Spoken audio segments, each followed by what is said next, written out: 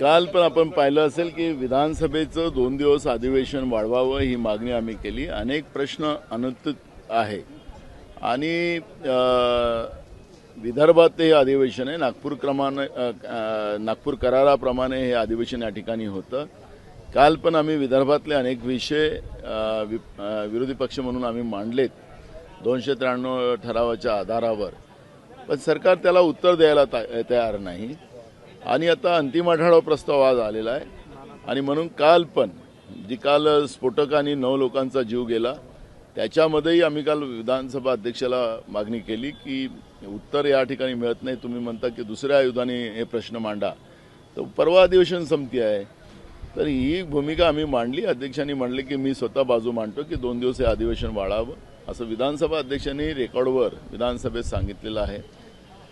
या ठिकाणी विदर्भातले अनेक प्रश्न आहेत, त्या प्रश्नाची जाणीव पण काल मी विधानसभेमध्ये करून दिलेली आहे आणि त्यामुळे हे 2 दिवस हे अधिवेशन वाढून या ठिकाणी विदर्भाला न्याय मिळावा ही अपेक्षा आमची आहे. संघ कार्यालयात सिंधू गटाचे आमदार गेलेत, मात्र अजितदादा गटाच्या आमदारांनी दांडी मारली.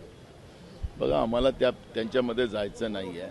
ते BJP आणि त्यांच्याबरोबर असलेल्या पार्ट्या त्यांनी काय करावं नाही करावं त्याच्यामध्ये जाण्यापेक्षा आम्हाला विदर्भाच्या शेतकऱ्यांचे प्रश्न, विदर्भातल्या बेरोजगारांचे प्रश्न, विदर्भातल्या जी काही मोठ्या प्रमाणात महागाई वाढवून ठेवलेली आहे, नागपूरसारखं शहर आता हे सगळ्यात महाराष्ट्रातलं महागडं शहर आहे, त्याच्यामुळे या सगळ्या प्रश्नाचं उत्तर आम्हाला त्या ठिकाणी मिळावं.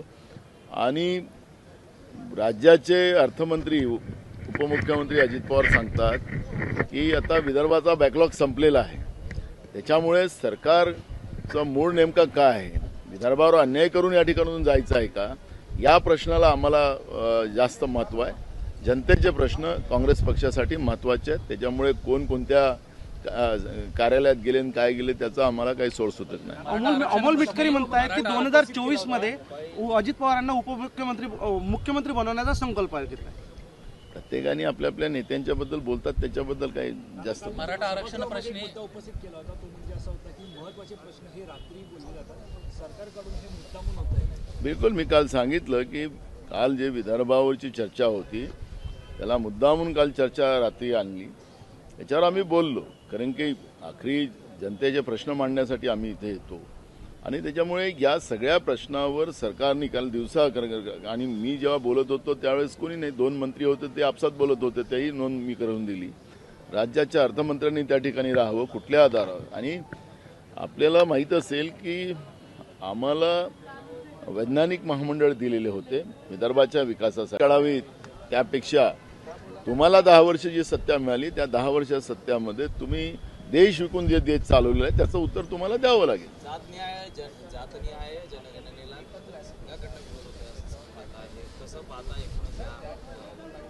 बहुजनांचा शैक्षणिक आणि आर्थिक विकास होऊ नये हेच BJP आणि संघाला वाटते आहे आणि म्हणून जातनिहाय जनगणना झाली नाही पाहिजे, त्याच्यावर त्यांचा जोर आहे. आणि म्हणून देशाचे प्रधानमंत्री नरेंद्र मोदीजी सातत्यानं म्हणतात की गरीब ही जात आहे. आता गरीब ही जात असेल तर मग श्रीमंताची एक जात निर्माण करून ठेवली. देशातला सगळ्यात गरीब माणूस कोण असेल तर अदानी आहे. मी काल विधानसभेत ती भूमिका मांडली.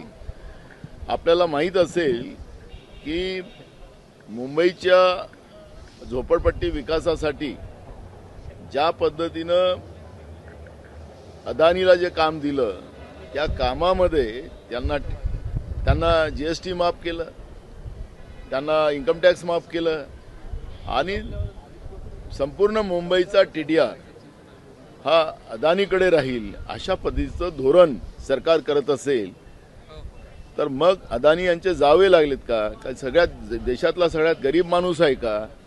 ह्या सवलती देण्याची कारणं काय? आणि असे प्रश्न आम्ही काल विचारलेत.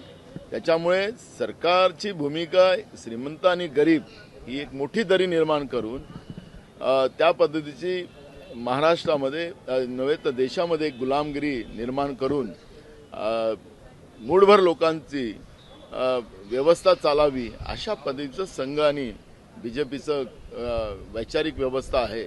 आणि म्हणून जातनिहाय सेन्सेसला त्यांचा विरोध आहे. सर, सामनातून आज टीका करण्यात आली. पाहिलं तर अनेक खासदारांवरती 78 खासदारांची निलंबनाची कारवाई करण्यात आलेली आहे. त्यावरून आपल्याकडनं टीका होत असताना भाजपकडनं देखील म्हटलं जात आहे की ज्यावेळी राजीव गांधी होते त्यावेळी देखील 63 खासदारांचं निलंबन केलं होतं. इश्यू वेगळे वेगळे आहेत.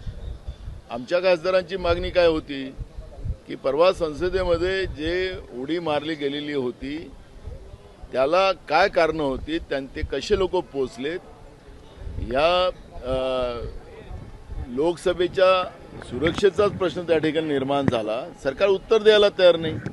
आता जेव्हा सरकार उत्तरच देत नसेल तर त्याचा प्रश्न विचारायला गेलेत तर त्याला सस्पेंड करून टाकलं. बीजेपीला लोकशाही मान्य नाही. राजीव गांधीच्या काळातलं जे प्रकरण होतं ते कुठल्या आधारावर त्यांचं होतं आणि जे बफर स्टॉपच्या मागणीचे ते करत होते, राजीव गांधींना ज्यांनी बफर स्टॉप या देशामध्ये आणली आणि अटल बिहारी वाजपेयी सरकारच्या काळामध्ये आपल्याला लक्षात असेल की त्याच तोफेनं आपण युद्ध जिंकलं आणि मग इतकं चांगलं काम करून त्या राजीव गांधींना बेफजूल बदनाम करण्याचं पाप हे लोक करत होते. आणि त्या बफर स्टॉपचा निकाल केव्हा लागला? जेव्हा देशाचे प्रधानमंत्री नरेंद्र मोदी झाले तेव्हा त्याचा निकाल आला आणि त्यांच्यावरचे जे आरोप होते ते निरर्थक होते असं माननीय कोर्टाने निकाल दिलेत.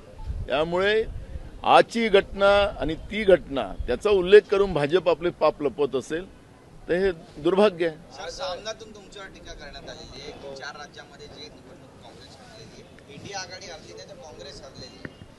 मुद्दा काय आम्ही कुठं म्हटलंय? आम्ही या लोकशाहीच्या व्यवस्थेमध्ये आम्हाला जास्त मतं मिळाली हे सगळ्यांनाच माहिती आहे आणि ते पण ते लिहितात आहेत. आखरी हारणं जिंकणं हे असतंच, पण इमानदारीनं लढण्याची भूमिका जी काँग्रेस करते त्याच्यावर का पडदा टाकताय? म्हणून आमची भूमिका आहे की आम्हाला कोणाच्या सल्ल्याची गरज नाही आहे. काँग्रेस या देशातला सगळ्यात जुना पक्ष आहे. त्याला 139 वर्ष आता 28 तारखेला सुरुवात होत आहे आणि म्हणून आम्हाला या पद्धतीच्या सल्ल्याची गरज नाही. युती धर्माचं पालन केलं पाहिजे असं म्हणतंय. आता करायचं की नाही करायचं तर आम्ही बसून करू ना. ते सामन्यात लिहून चालणार थोडी.